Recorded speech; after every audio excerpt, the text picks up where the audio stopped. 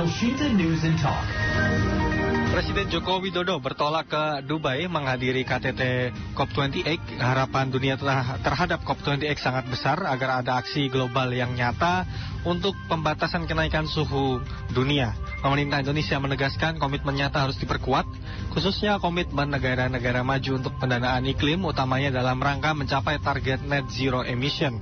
Presiden Jokowi akan menyampaikan pengalaman Indonesia dan mempertegas pentingnya kolaborasi global untuk pendanaan iklim, serta pentingnya transisi yang inklusif untuk menjamin keberlanjutan pembangunan dan kesejahteraan masyarakat di negara-negara berkembang. Apa yang perlu ditegaskan Indonesia di forum KTT COP28 ini? Kita jumpai Kadif Kampanye Wahana Lingkungan Hidup Indonesia, Walhi Hadi Jatmiko. Elshinta News and Talk. Anda pendengar juga dapat bergabung pada diskusi kali ini di nomor telepon 0215869.000 dan juga WhatsApp dan SMS 0811806543. Selamat siang Pak Hadi. Selamat siang Mas Okta. Iya, Pak Hadi, Presiden beserta rombongan berangkat untuk menghadiri KTT COP28 ini di Dubai dengan harapan dapat menyuarakan adanya aksi nyata untuk pembatasan kenaikan suhu di dunia. Yang perlu ditegaskan oleh Indonesia di forum ini menurut Pak Hadi apa saja ini Pak?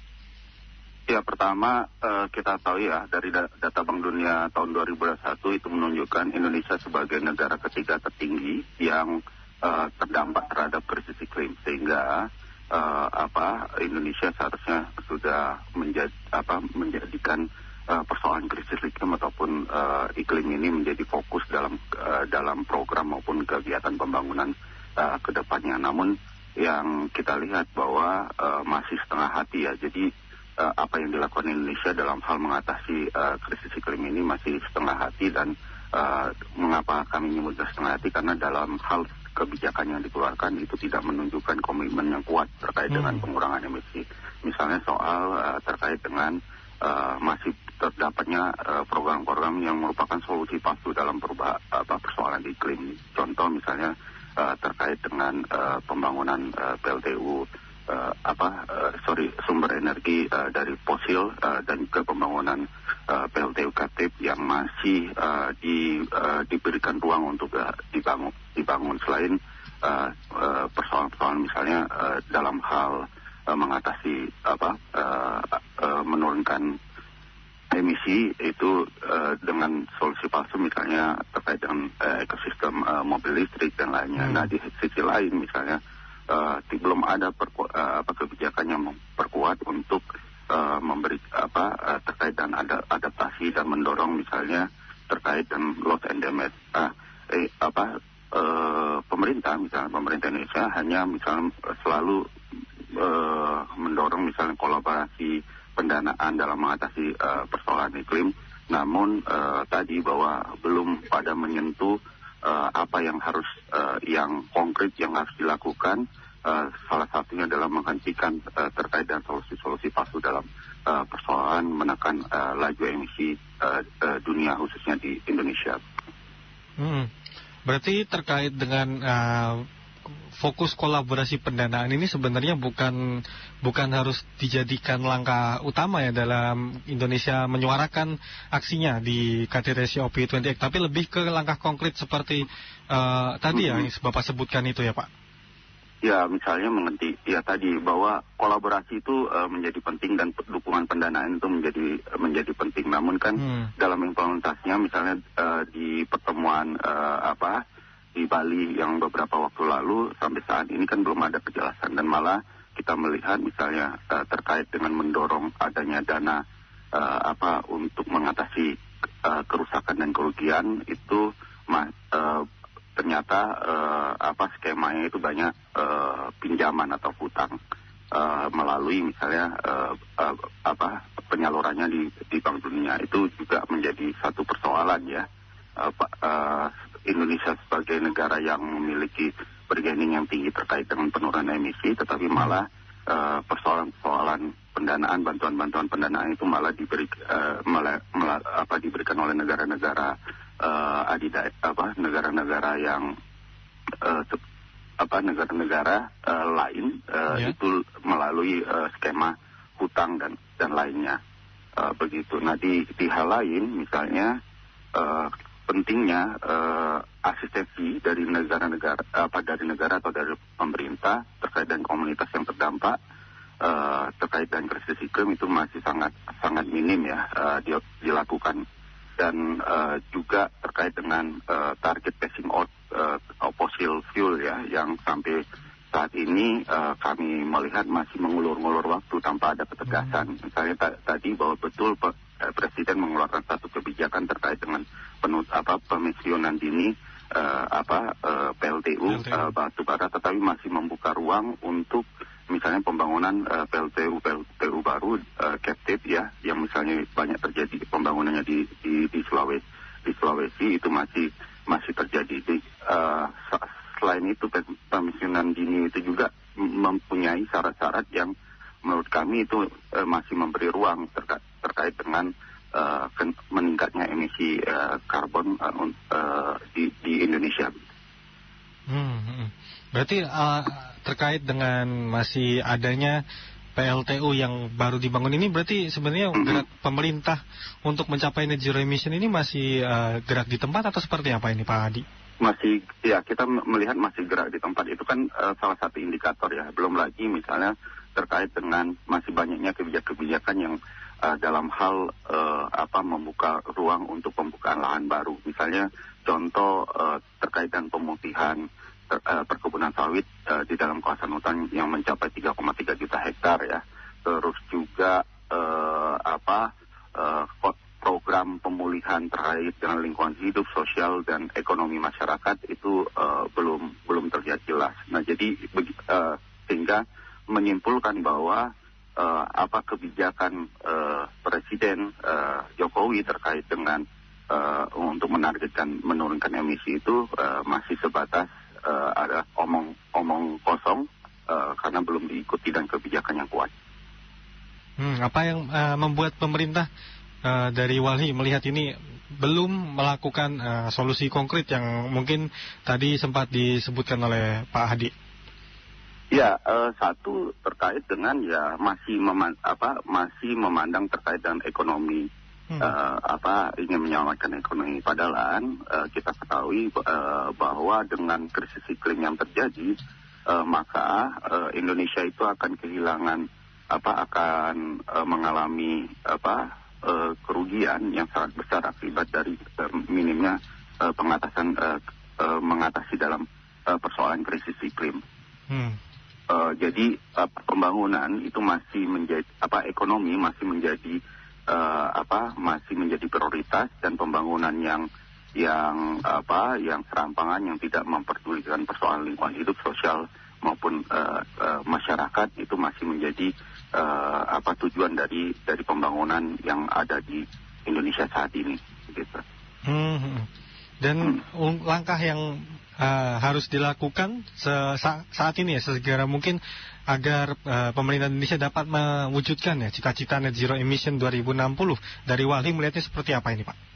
Pertama harus ada penyelamatannya seluruh rencana kebijakan dan proyek pembangunan dalam hal pengurangan emisi gas rumah kaca atau peningkatan ketahanan iklim secara berkeadilan yang harus dilakukan oleh pemerintah Indonesia. Terus transisi energi yang adil dan inklusif itu harus dilakukan baik dari segi pendanaan, partisipasi dan kondisi pemungkinan yang saat ini terjadi, serta dukungan transisi energi yang ditentukan di tingkat lokal dan komunitas.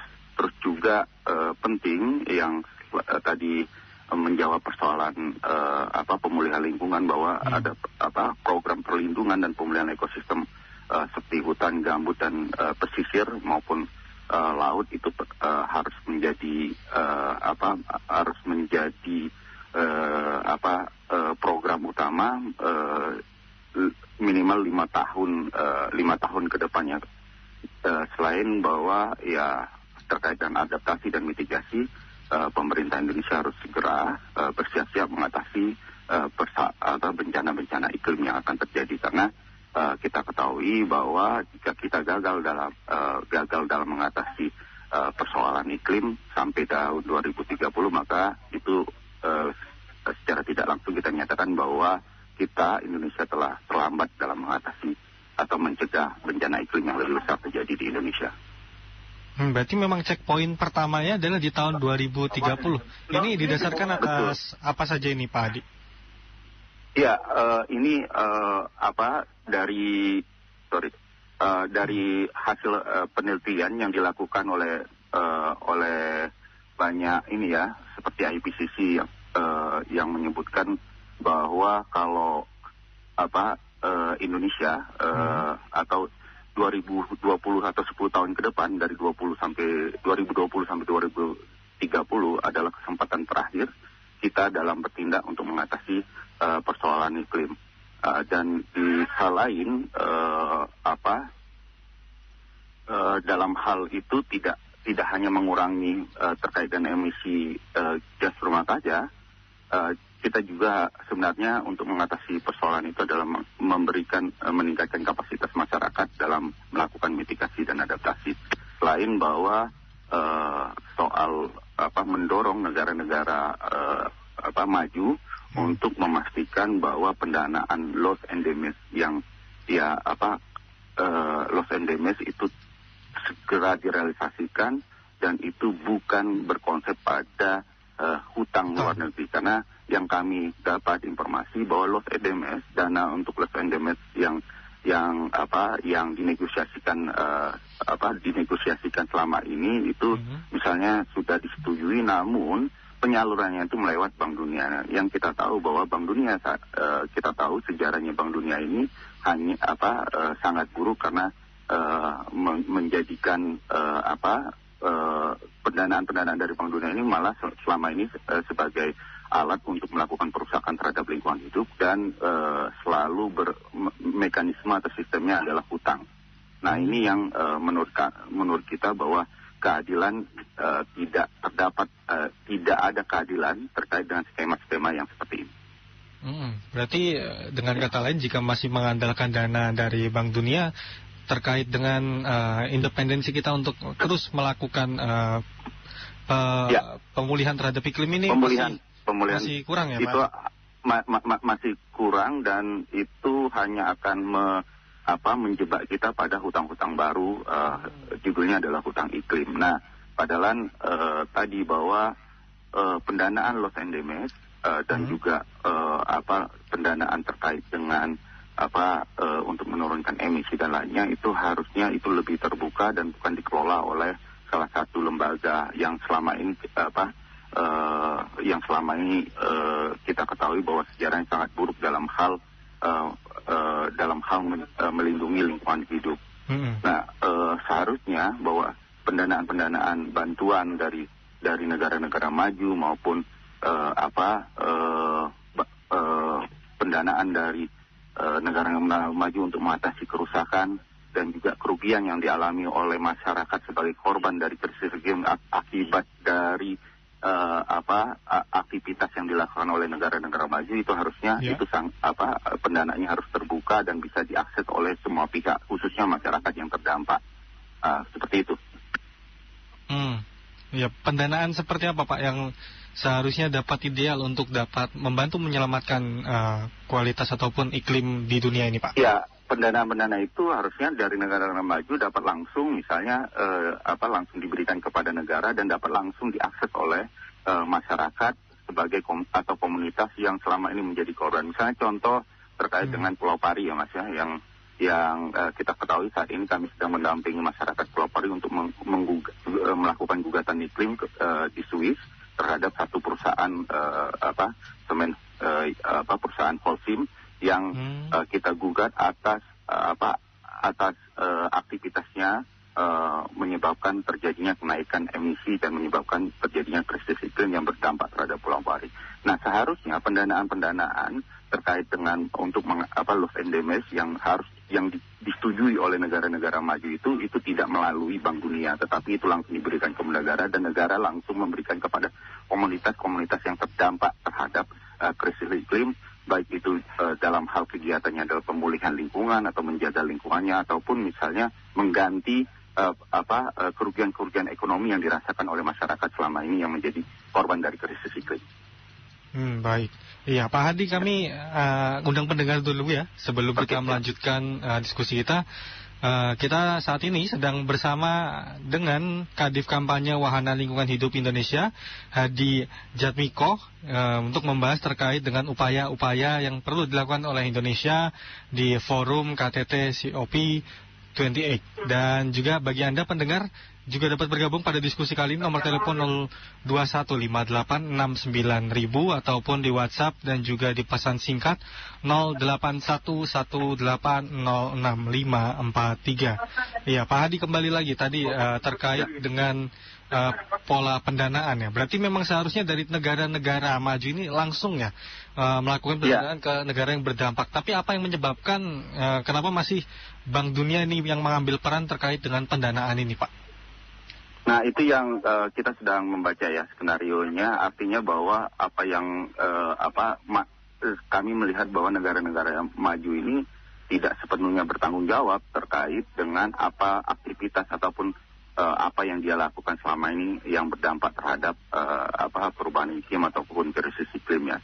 Kita tahu bahwa dimulainya krisis iklim ataupun krisis iklim ini kan dimulai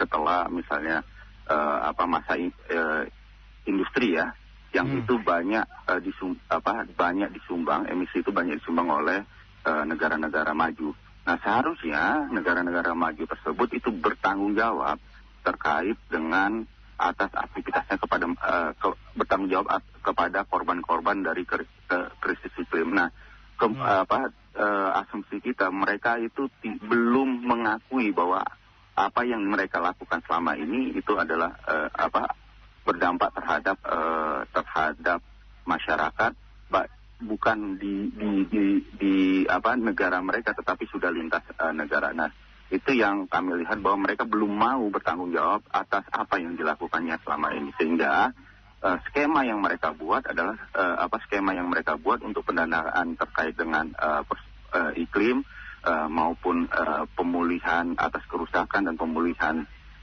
terkait dengan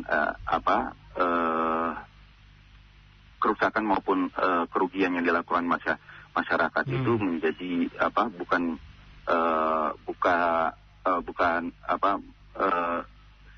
maksudnya mereka membuat akhirnya dengan mekanisme hutang ataupun pinjaman, padahal itu harusnya bukan pinjaman tetapi sebagai bentuk ganti rugi yang diberikan oleh negara-negara maju terhadap mereka yang terdampak terhadap krisis iklim.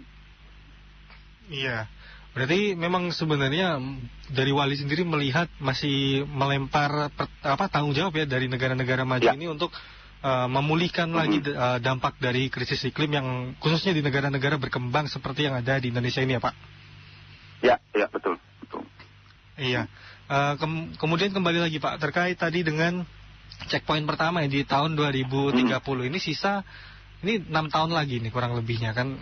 Apa yang bisa diupayakan untuk Indonesia dapat selamat ini dalam mencegah perusakan iklim di tahun 2060 dengan 2030 sebagai tanda ataupun checkpoint pertamanya ini, Pak?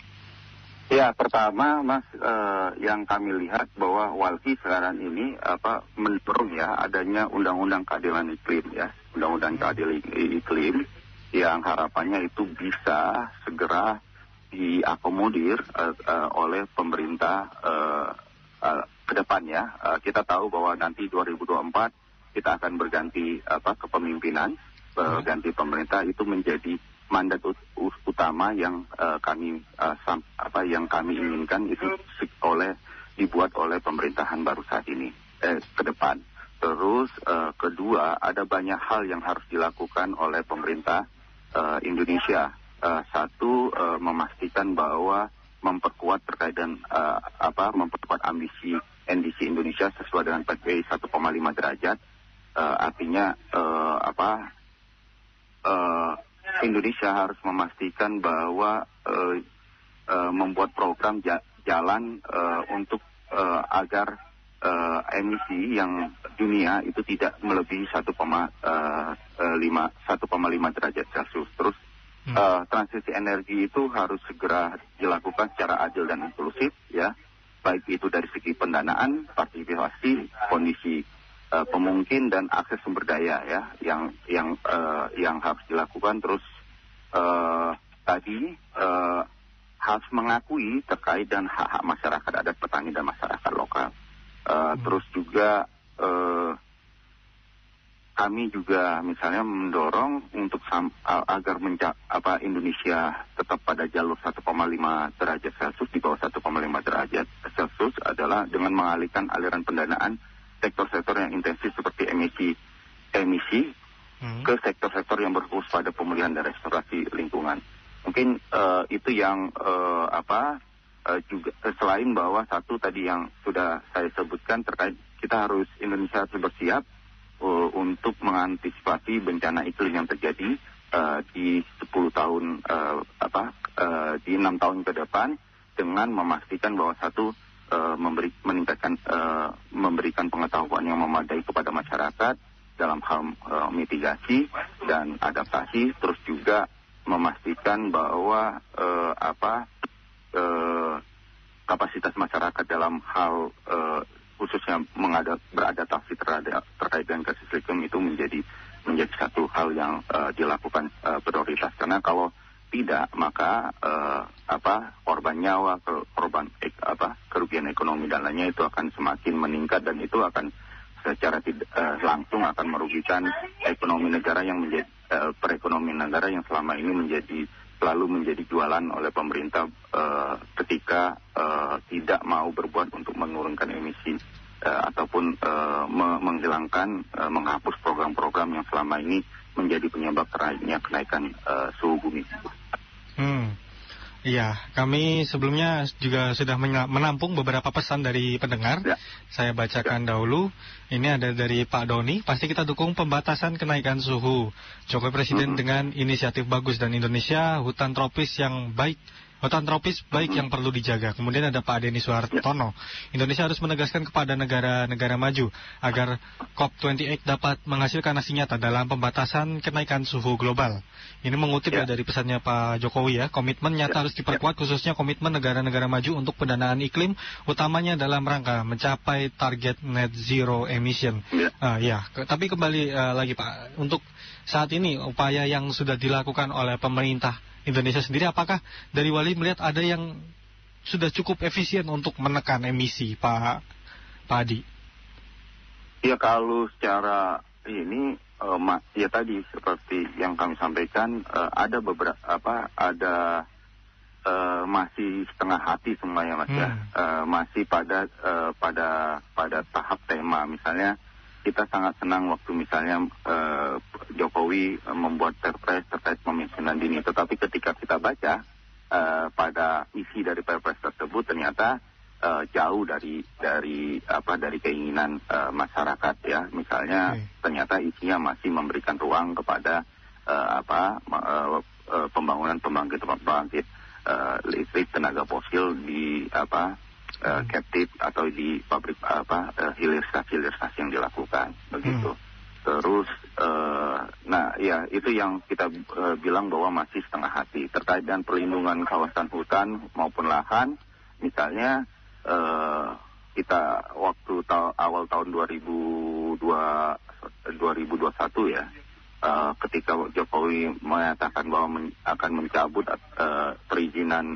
ribuan perizinan tambang dan lainnya, kita sangat mendukung, tetapi hasilnya ternyata itu hanya sebatas evaluasi untuk memberikan izin-izin yang tidak aktif ke perusahaan baru.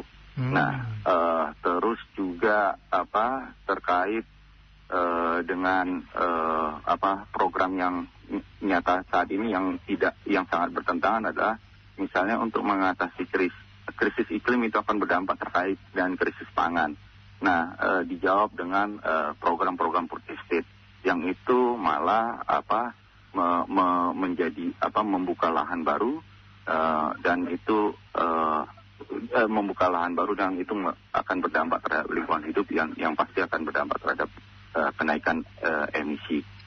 Itu harus menjadi catatan-catatan penting, dan menurut kami juga ke depan pemerintah baru itu harus menunjukkan komitmennya lewat misalnya terkait dengan iklim dalam hal misalnya memprioritaskan rancangan program jangka menengah maupun jangka panjang itu dimasukkan terkait dengan hal-hal dalam hal mengatasi persoalan krisis iklim yang terjadi di Indonesia.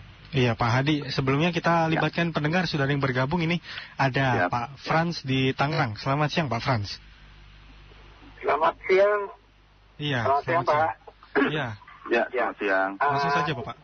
Ya, saya tertarik mendengar perihal tadi polusi-polusi yang diterapkan atau disarankan untuk diterapkan dalam mengontrol emisi dan sebagainya. Saya hanya ingin bertanya saja kepada narasumber, kira-kira polusi atau usulan apa yang telah disampaikan kepada pemerintah untuk misalnya hal yang hal yang kita jumpai sehari-hari, untuk misalnya menekan pertambahan jumlah kendaraan bermotor, apalagi bermotor roda 2 misalnya, yang kita lihat ini salah satu juga merupakan kontributor ya daripada menyebabkan polusi di udara. Itu saja pertanyaan saya. Terima kasih.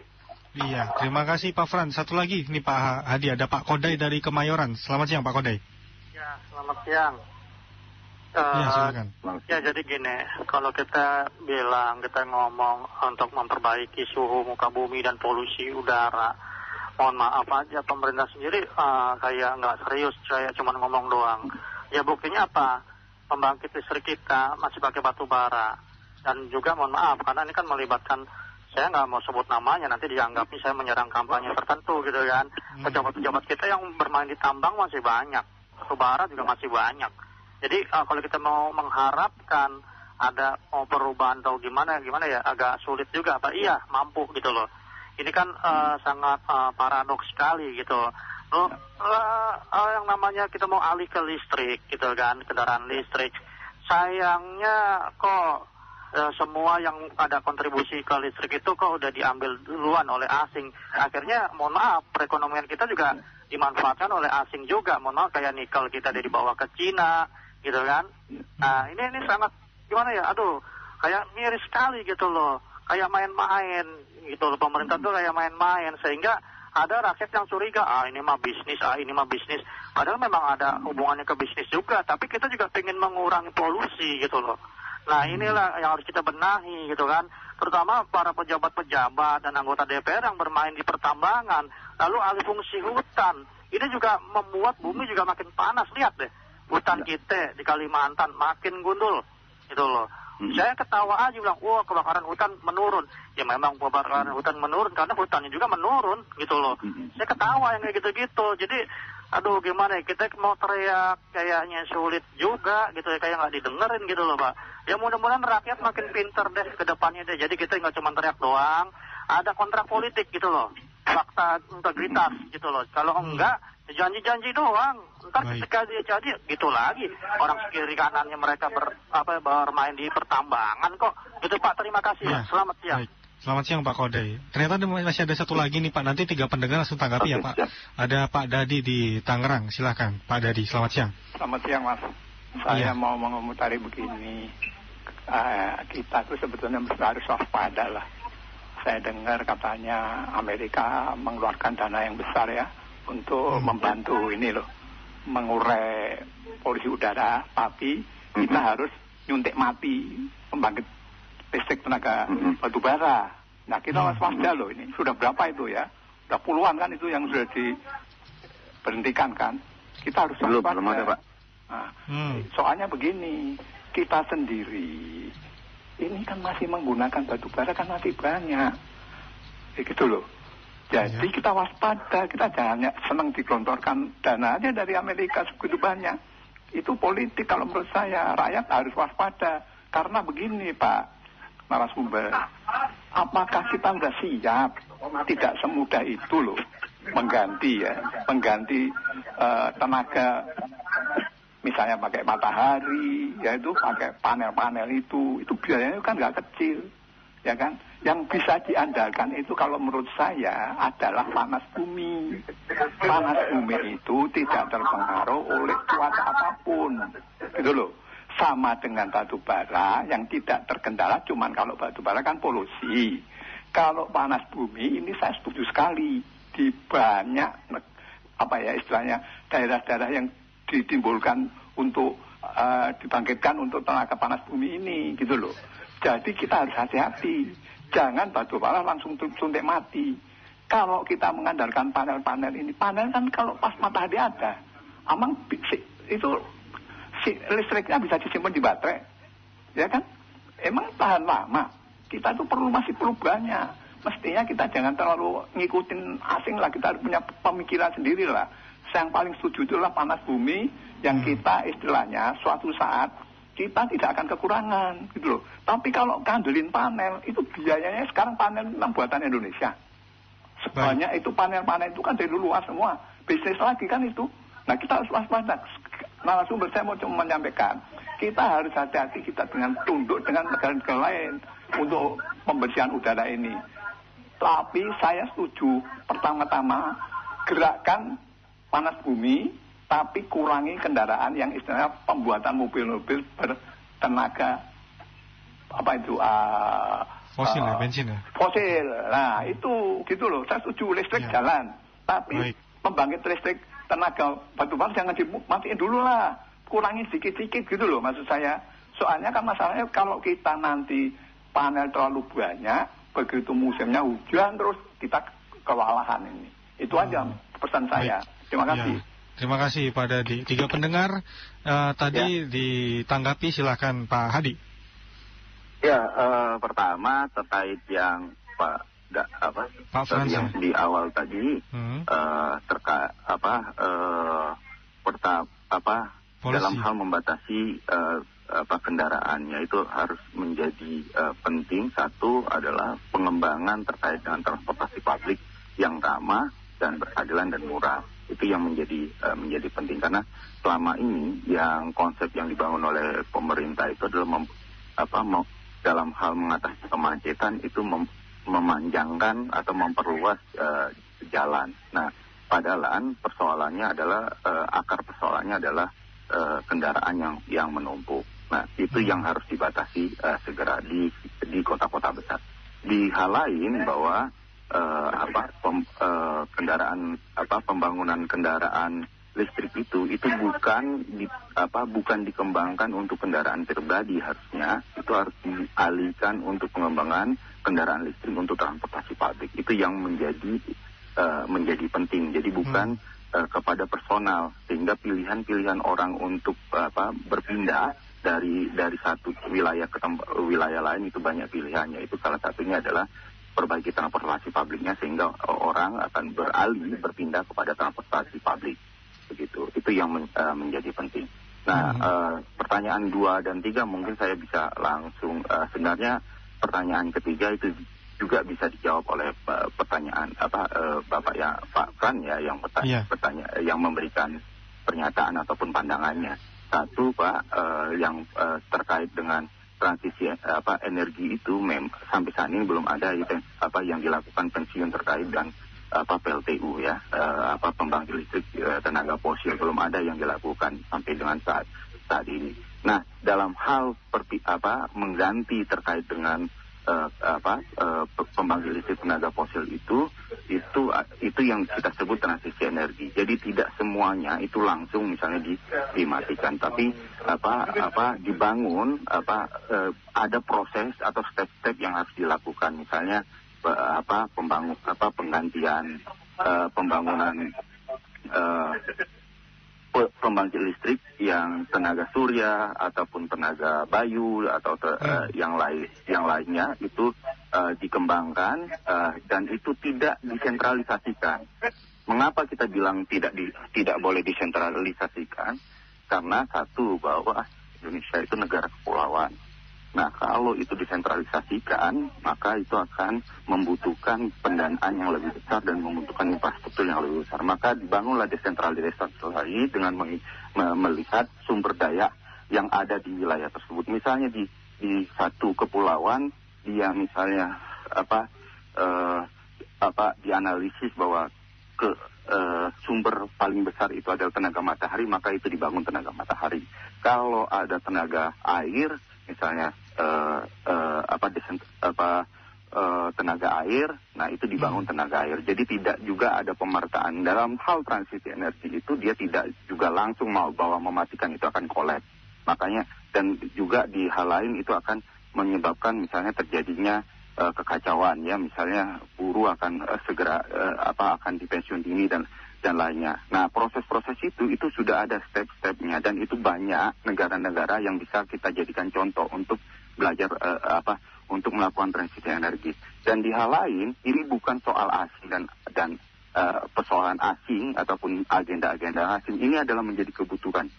Transisi energi itu adalah keniscayaan kalau kita masih tetap menginginkan bumi itu Indonesia khususnya bebas dari krisis iklim. Itu pasti keniscayaan, itu pasti harus terjadi. Tetapi bagaimana proses mengawal agar transisi energi ini betul-betul menjawab dari persoalan iklim itu menjadi penting. Karena satu hal, jangan sampai juga bahwa transisi energi ini adalah menjadi bisnis baru para oligarki yang saat ini sudah kita dapat lihat ya, siapa di balik menteri-menteri yang bermain di sektor energi ini ya. Kenapa misalnya mereka menahan untuk PLTU transisi energi terkait dengan penutupan pensiun dini ini, PLTU itu dipercepat, harus diperlambat ya, karena ada menteri-menteri yang terlibat dalam proses dalam bisnis tambang batu bara, sehingga itu akan jadi bacaan ekonomi politik itu juga harus menjadi bacaan kita sebagai masyarakat atau publik. Kenapa pemerintah kok seperti ini ya? Karena tadi banyak menteri-menteri, pejabat-pejabat yang berbisnis terhadap batu bara. Nah, dalam hal proses transisi energi ini keniscayaan, dan tetapi ini betul keniscayaan, tetapi harus dikawal prosesnya dengan tepat agar transisi energi itu inklusif, berkeadilan, dan itu berdampak baik kepada lingkungan dan masyarakat Indonesia, begitu. Iya. Baik Pak Hadi, terima kasih atas waktunya bersama Elsinta. Semoga kesadaran terkait dengan mencapai net zero emission dan juga menjaga iklim untuk tidak mencapai krisis ini dapat terus digalakan ini. Selamat siang Pak Hadi. Ya Mas, sama-sama Mas. Demikian pendengar, Kadif Kampanye Wahana Lingkungan Hidup Indonesia Walhi Hadi Jatmiko. Dan pendengar, sebelumnya kami juga telah berupaya menghubungi tenaga ahli utama kantor staf Presiden Kedeputian 2 Bidang Lingkungan Abednego Tarigan, tapi belum direspon. Elshinta News and Talk.